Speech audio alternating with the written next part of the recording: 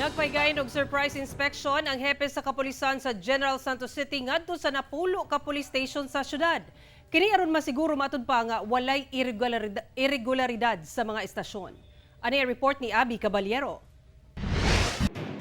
Matag usa nga giinspeksyon ni Police Colonel Nicomedes Olaivar Jr., hepe sa General Santos City Police Office kung GSCPO, ang Napulo ka Police Station sa syudad. Atol sa maong surprise inspection, gi-check ang mga custodial facility kung sakto ang ihap sa mga piniriso ug kung tanan sila napasakaan na og kaso. Para may masalatid yung mga saka na meron tayong mga polis na nagpapalabas ng mga details.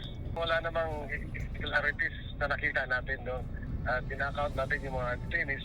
Lakip sa gi-check ni Police Colonel Olaivar kung nasunod nga lahi ang pasilidad sa lalaki ug sa mga babae nga piniriso. Importante sab nga regulated ang visiting hours. Gikahinabi sab niya ang mga piniriso kung dunay mga buot ireklamo kalabot sa polisiya sa partikular nga custodial facility. Samtang uyon sab ang mga hepe sa mga estasyon sa maong lakang sa GSCPO. Kini ang una nga surprise inspection karong tuiga. Ako po to na action na making sure na ang iyang mga instruction is ginatuman jud namo.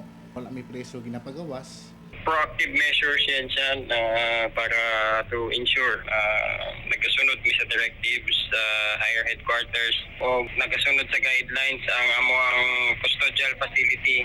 Nagpahimangno sab ang hepe sa GSCPO nga kinahanglang imintina ang kalimpyo sa matag estasyon.